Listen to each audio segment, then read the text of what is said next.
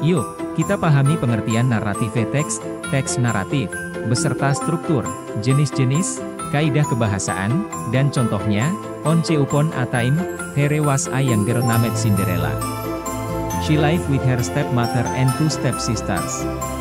The stepmother and sisters were conceited and bad-tempered.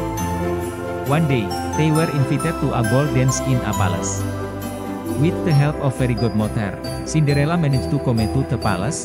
Teman-teman, tahukah kamu, termasuk ke dalam teks apakah potongan paragraf di atas? Teks tersebut merupakan narative text atau teks narasi.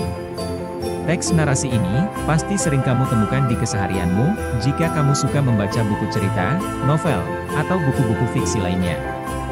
Oke, supaya kamu bisa lebih paham mengenai narative text dalam bahasa Inggris, yuk baca sampai tuntas artikel di bawah ini.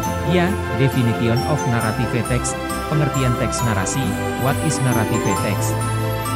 Narrative text is the type of text that tells a chronological story in the past tense. Kalau dalam bahasa Indonesianya nih, teks narasi adalah suatu cerita yang dibuat runut dalam kalimat lampau.